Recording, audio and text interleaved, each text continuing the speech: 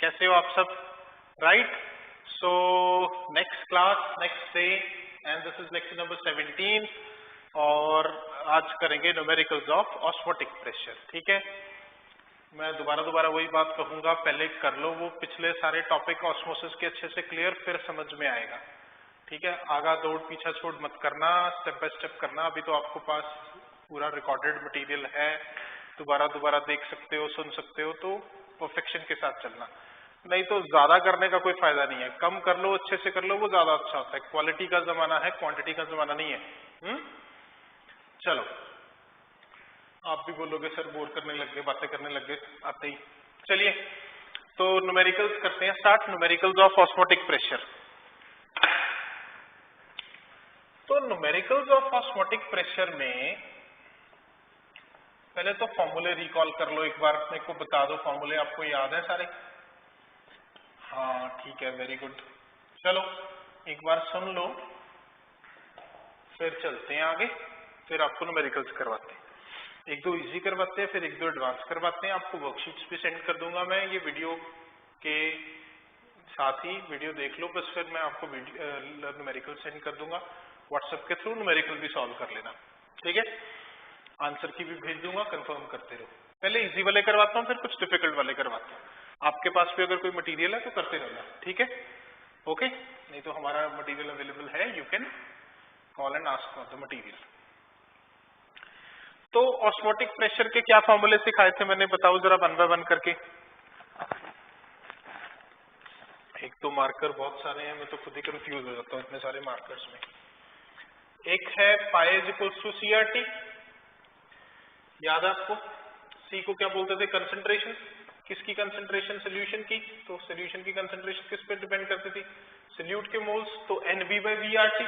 NB किसके moles? Solute के moles. Right है ना, याद है ना? तो एनबी को आप ये भी लिख सकते थे W B by M B, है ना? ये लीटर्स में होता है, अगर मिलीलीटर्स में होगा तो 1000 आएगा। By volume into R into T into 1000। ठीक है, ये फॉर्मूला चलेगा न्यूमेरिकल्स में। पाई क्या रिप्रेजेंट करता है यहाँ पे? पाई रिप्रेजेंट करता है ऑस्मोटिक प्रेशर। किस में डालोगे? एटमॉस्फेयर में या बार में? एटमॉस्फेयर और बार और मिलीमीटर ऑफ मरकरी, कोई भी यूनिट यूज कर सकते हैं। यूनिट्स ध्यान में रखना, यूनिट्स इधर उधर बहुत होती हैं, तो ये आप अगर पाई के यूनिट्स चेंज होंगे तो आर के भी चेंज होंगे। ठीक है, अच्छा मैं आपको बता ही देता हूँ, देखो ध्यान में आ रहा है अगर आप कंफ्यूज ना हो। अगर पाई बच्चे एटमॉस्फेयर में हो तो आर ये चलता है, ये ना आप +1 में अगर आप स्टेट्स ऑफ मैटर पढ़ो तो वहां पे जाके पता चलता है। अगर पाई एटमॉस्फेयर में हो तो आर चलता है 0.0821। ठीक है, अगर पाई हो बार में तो आर चलता है 0.083, बस थोड़ा सा फर्क होता है एटमॉस्फेयर और बार में। तो ये फिर litre bar mole inverse kelvin inverse, ये आर के यूनिट्स हैं। ओके, अच्छा एक और बताता हूं, अगर पाई पास्कल में हो, पास्कल समझते हो ना, न्यूटन पर मीटर स्क्वायर ऐसा यूनिट, तो आर की ऐसा यूनिट चलती है 8.314 जूल पर मोल पर केल्विन। ठीक है, ये भी बता दो नॉलेज के लिए, 1 एटमॉस्फेयर होता है 10⁵ पास्कल। ठीक है, ये भी पता होना चाहिए। और 1 एटमॉस्फेयर होता है 1.013 बार।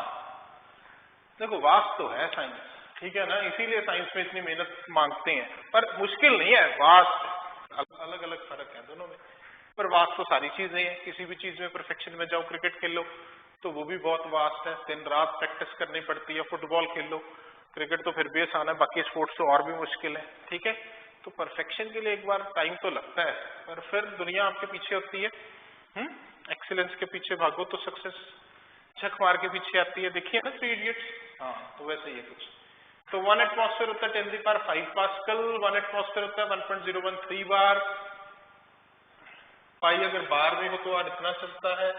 ये गिवन होंगे वैसे आपको, मैं आपको नॉलेज के लिए बता रहा हूँ, अकॉर्डिंग टू सीबीएसई आपको वैल्यूज गिवन होंगी, पर नॉलेज के लिए मैंने फिर भी आपको लिखवा दी ताकि आपको ध्यान में रहे। और मासेस ग्राम में लेंगे, वॉल्यूम मिलीलीटर होगा तो 1000, हाँ ये मिलीलीटर है। अच्छा, मिलीलीटर को भी सीसी बोलते हैं, पता है ना, एमएल को बोलते हैं सेंटीमीटर क्यूब या सीसी, ये भी चलते हैं। कर लो ये वैल्यूज नोट, फिर करें न्यूमेरिकल शुरू। हाँ, एक चीज और है, अगर आइसोटोनिक सॉल्यूशंस होंगे, पिछली बार भी बताया था, क्या होंगे, आइसोटोनिक सॉल्यूशंस का कोई न्यूमेरिकल आएगा तो समझ लेना पाई1 इक्वल टू क्या कर देना है, पाई2। अगर दो सॉल्यूशन का सेम ऑस्मोटिक प्रेशर हो तो आइसोटोनिक बोलते हैं। अच्छा, अब अगर टेम्परेचर दे रखा हुआ बेटा, गिवन टेम्परेचर या टेम्परेचर कांस्टेंट है, तो C1 RT बराबर हो गया C2 RT, तो RT RT कट के C1 को इक्वेट कर देना C2 के, यानी कि उनकी कंसंट्रेशन बराबर होगी। फिर आगे वॉल्यूम भी बराबर हो सकता है, तो WB1 by MB1 is equal to WB2 by MB2। ठीक है, तो ऑस्मोटिक प्रेशर आइसोटोनिक सॉल्यूशन में ये फॉर्मूला लग सकता है। देख लो ये बात एक बार नोट कर लो, फिर मैं आगे पढ़ता हूं, आगे न्यूमेरिकल करवाता हूं ऑस्मोटिक प्रेशर के।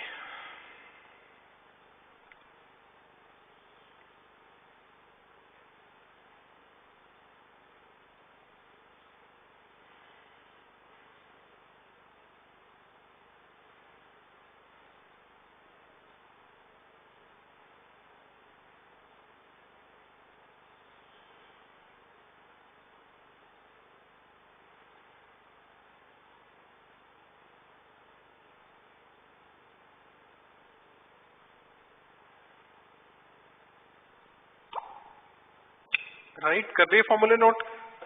मेरी वाटर बॉटल रहेगी बच्चों, मैं 1 मिनट वाटर लेके आया।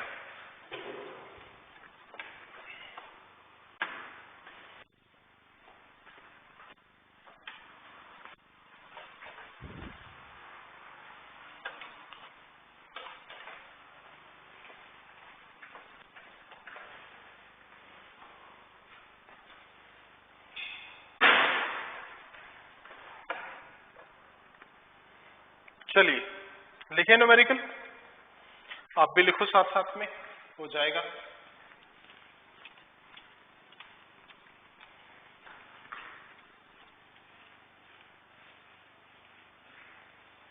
ये वैल्यूज जैसे बहुत सारी गिवन होती है न्यूमेरिकल्स में, बट मैंने आपके रेफरेंस के लिए एक बार बता दी, तो देख लो, ध्यान में रखो, ठीक है, बाकी आप कर ही लोगे।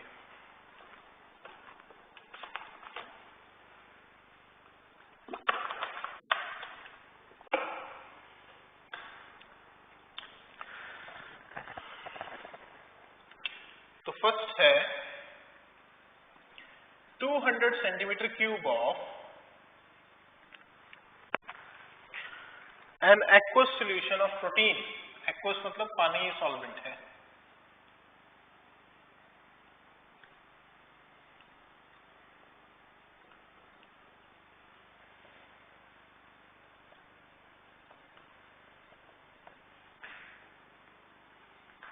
Protein has an osmotic pressure of, कितना है ऑस्मोटिक प्रेशर,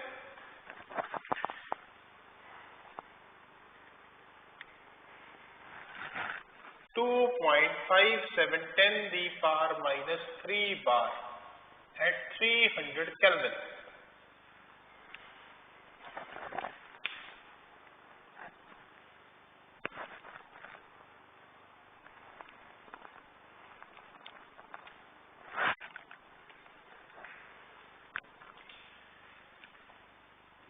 तो क्या पूछे, calculate molar mass of protein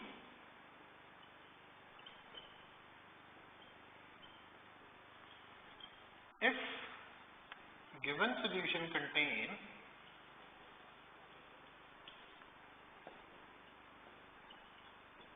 1.26 gram of protein. Given solution के अंदर कितना प्रोटीन है, 1.26 ग्राम ऑफ प्रोटीन।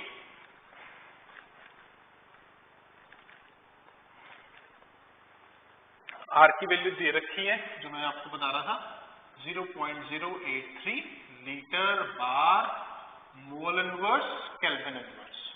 ओके बच्चों, चलिए पढ़ लीजिए क्वेश्चन को, 1 मिनट देख लीजिए, करना भी सॉल्व शुरू कर दीजिए, कैलकुलेटर की हेल्प ले लो, वैसे तो खुद कैलकुलेशन करा करो, फिर मैं आगे मैं करवाता हूं। लिखो पहले गिवन क्या क्या है। वॉल्यूम कितना हो गया सोल्यूशन का, इजी वाला ये तो, अभी डिफिकल्ट वाले पे नहीं आए। वॉल्यूम कितना है 200 सेंटीमीटर क्यूब। अच्छा, ऑस्मोटिक प्रेशर कितना गिवन है 2.57 10⁻³ बार।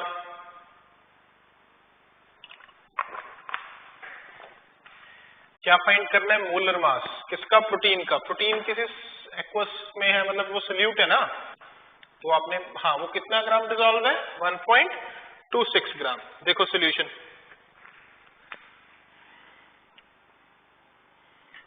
पहले गिवन क्या क्या गिवन है, volume 200 centimetre cube, centimetre cube ही मिलीलीटर भी बोल सकते हो आप। WB कितना सोल्यूट है 1.26 MB मोलर मास। फाइंड करना है पाई की वैल्यू 2.57 10⁻³ बार। आर गिवन है already 0.083 litre bar mole inverse kelvin inverse. Temperature कितना 300 केल्विन। तो बताओ क्या फॉर्मूला था, pi is equals to CRT, modify करके क्या बन गया था WB/MB/V RT इंटू 1000। V किसमें होगा, सेंटीमीटर क्यूब में या मिलीलीटर्स में। डाले वैल्यूज, बस वैल्यू डालनी है और क्या। पाई कितना 2.57 10⁻³ दिख रहा है, मैं आगे तो नहीं आ रहा बोर्ड के। WB कितना 1.26 MB हमें सॉल्व करना है। R कितना, इसमें 0.083 लेंगे क्योंकि वो बार में है ना। वॉल्यूम कितना है नीचे 200, मोलर मास हमें सॉल्व करना है। टेम्परेचर कितना 300 केल्विन, साथ में 1000 आ गया, जीरो जीरोस कैंसिल। ओके, तो आपके पास अब क्या रह गया, MB रह गया। तो MB की वैल्यू आ जाएगी 1.26 0.083 इंटू 300 इंटू 10 बच गया, यानी कि 3000 हो गया। नीचे रह गया 2। बच्चों सॉल्व करने की कोशिश करो, इजी है। 1 2 3, अगर ये तीनों डेसिमल हटा दें, हम 83 बना दें तो ये 3 रह जाएगा, है ना। तो मैंने इसे 83 बना दिया, डेसिमल खत्म कर दिया और ये 3 रह गया। बस ये कैंसिल कर दो, कितने पे होगा 0.63, है ना, 0.63। 1.26 का हाफ, तो बचा आपके पास 0.63 इंटू 83 इंटू 3, इसमें ग्राम में, है ना। बस इसे सॉल्व कर दो मल्टीप्लाई करके, आंसर आ जाएगा। कर लीजिए। तो ये सॉल्व करके बन रहा है कुछ 61039 ग्राम, 61039 ग्राम, ठीक है। हाँ, तो मोलर मास है तो मोल इनवर्स बोलते हैं, अभी 1 मोल का मास इतना ग्राम है।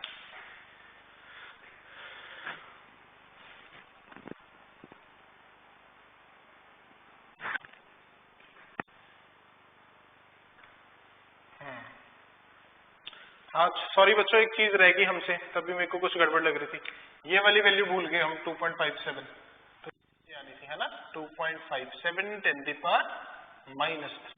ओके, तो ये आपके पास बचना था डिवाइडेड बाय, इसमें एक रहेगा 2.57 और साथ में आ जाएगा एक 1000। हाँ, तो अब सॉल्व करके आ जाएगा 610, कितना है आंसर बन रहा है सॉल्व करके 61039 ग्राम। वो मैं एक वैल्यू भूल गया था जल्दी जल्दी में, ठीक है, आप आराम से करिए। तो आगे, हाँ, प्रोटीन एक मैक्रोमोलिक्यूल है तो उसका हायर मोलर मास होगा। ये क्या है मैक्रोमोलिक्यूल वाली कहानी, में ये भी समझाता हूँ। बच्चों एक बात मैंने आपको और नहीं बताई, वो जरूरत पड़ गई अब तो बता ही देता हूँ। मतलब जरूरत वाली बात नहीं, बस मैं बताना भूल गया था। तो वो बात ये है, इतनी इंपॉर्टेंट भी नहीं है, बहुत इजी सी बात है, खुद एक्सप्लोर भी कर सकते थे वैसे तो भी। जितनी भी कॉलिगेटिव प्रॉपर्टीज है ना 4, तो उन सब कॉलिगेटिव प्रॉपर्टीज में से सबसे बेस्ट कॉलिगेटिव प्रॉपर्टी जो है वो ऑस्मोटिक प्रेशर है। अगर हम मोलर मास फाइंड करना चाहें तो एक थी relative lowering in vapour pressure, एक थी एलिवेशन इन बॉइलिंग पॉइंट, एक थी डिप्रेशन इन फ्रीजिंग पॉइंट, आपको न्यूमेरिकल्स भी करवाए तीनों के, है ना। चौथी ऑस्मोटिक प्रेशर। तो याद रखना चारों कॉलिगेटिव प्रॉपर्टीज में से अगर किसी अननोन सॉल्यूट का मोलर मास फाइंड करना हो, जो कि हम करते हैं, उन चारों में से best colligative property for measuring molar masses होती है ऑस्मोटिक प्रेशर। खास करके अगर वो जो सॉल्यूट है वो मैक्रोमोलिक्यूल हो, जैसे यहाँ पे प्रोटीन है जिसका मोलर मास काफी ज्यादा आया, कितना आया 61039 ग्राम आया। समझ रहे हो मैं क्या कह रहा हूं? उसके तीन कारण है। पहली बात तो जो ऑस्मोटिक प्रेशर है, कोई भी जो कॉलिगेटिव प्रॉपर्टी है वो मोलर मास के इनवर्सली प्रोपोर्शनल होती है, कोई भी। जैसे यहाँ पे पाई एमबी के इनवर्सली प्रोपोर्शनल है, समझ रहे हो ना। जैसे डेल्टा टी भी था केबी इंटू मोलैलिटी, तो मोलैलिटी क्या था W B by M B, फिर वो मोलर मास के इनवर्सली प्रोपोर्शनल है। डेल्टा टी एफ था, समझ रहे हो, के एफ इंटू मोलैलिटी, वो भी था W B by M B. तो जितना मोलर मास ज्यादा होगा उतनी ये कॉलिगेटिव प्रॉपर्टी की वैल्यू स्मॉल आएगी। लेकिन जो पाई होता है उसकी वैल्यू कंसिडरेबल है, क्योंकि पाई को अगर एटमॉस्फेयर में छोटा भी हो तो 760 से मल्टीप्लाई करके मिलीमीटर ऑफ मर्करी कॉलम में आता है, मतलब ऑस्मोटिक प्रेशर इफेक्टिवली मेजर हो जाता है। तो ऑस्मोटिक प्रेशर अगर इफेक्टिवली मेजर हो जाएगा तो उससे मोलर मास किसी भी मैक्रोमोलिक्यूल का फाइंड करना इजी रहता है और एक्यूरेसी आती है। बाकी कॉलिगेटिव प्रॉपर्टीज के रिजल्ट में वैसे ही डेल्टा वर्ड होता है, स्मॉल होती है वो वैल्यूज, और फिर अगर मोलर मास बढ़ जाएगा तो उनकी वैल्यूज और स्मॉल आएंगी, तो एक्यूरेसी ऑफ मेजरमेंट कम आएगी। समझ रहे हो मैं क्या बोल रहा हूं? Molar masses of unknown solute calculated with osmotic pressure is much more accurate as compared to measured with any other colligative property, right? क्योंकि osmotic pressure has significant values which are effectively measured, calculated, and hence to calculate molar masses of unknown solute, specifically macromolecules, easier to do with osmotic pressure. ठीक है, खुद workout करना, मैं लिखवाने नहीं वाला, हालांकि मैं लिखवा सकता हूं, पर मैं सोच रहा हूं खुद काम खुद भी करो। क्या काम है? Why osmotic pressure is the best colligative property, इसका आंसर ढूंढना। ठीक है, why osmotic pressure is the best colligative. अच्छा, नंबर टू जो ऑस्मोटिक प्रेशर है वो रूम टेम्परेचर पे मेजर होता है। बॉइलिंग पॉइंट के लिए बॉइल करवाना पड़ता है 100 सेल्सियस तक, फ्रीजिंग के लिए फ्रीज करवाना पड़ता है, जैसे पानी की बात करें तो 0 सेल्सियस तक, लेकिन ऑस्मोटिक प्रेशर रूम टेम्परेचर पे मेजर होता है। इसलिए ऑस्मोटिक प्रेशर से कोई भी मोलर मास फाइंड करना एक्यूरेट होता है। तो ये दो रीजंस हैं बहुत बड़े। एक तो ऑस्मोटिक प्रेशर की वैल्यूज सिग्निफिकेंट होती हैं, मतलब इट्स नॉट कंसिडरेबल वैल्यूज होती हैं, बहुत छोटी या बहुत बड़ी वैल्यू नहीं आती, तो मेजर करना इजी रहता है, तो एक्यूरेसी ऑफ मेजरमेंट बढ़ती है। दूसरा, ऑस्मोटिक प्रेशर रूम टेम्परेचर पे काम करता है। और तीसरा, वो जो बर्कले हार्टले मेथड बताया था उससे रिजल्ट भी बहुत एक्यूरेट आते हैं। तो osmotic pressure is the best colligative property. ठीक है, खुद लिख लेना, आ सकता है, ये पता होना चाहिए भी क्यों चारों कॉलिगेटिव प्रॉपर्टीज में से बेस्ट कॉलिगेटिव प्रॉपर्टी कौन सी है। तो कौन सी है? Osmotic pressure. किसके लिए? For measuring molar masses of unknown solute. Okay, right. तो बहुत कुछ बता दिया मैंने थोड़े समय में। ये आपको एक न्यूमेरिकल सिखा दिया, दोबारा से देख लो जिनको नहीं समझ में आया। बहुत इजी है, फॉर्मूले में वैल्यूज डालनी है बस। पाई बराबर है W B by M B V R T, given mass है 1.26, मोलर मास हमें सॉल्व करना है, आर 0.083 है, वॉल्यूम 200 है, वैल्यूज डाल दो, सॉल्व कर लो। मोलर मासेस ज्यादा आएंगे, क्यों ज्यादा आएंगे? क्योंकि मैक्रोमोलिक्यूल्स हैं। और बेस्ट प्रॉपर्टी कौन सी है? Osmotic pressure. बस यही बताया हमने। ठीक है जी, चेक कर लो, फिर मैं नेक्स्ट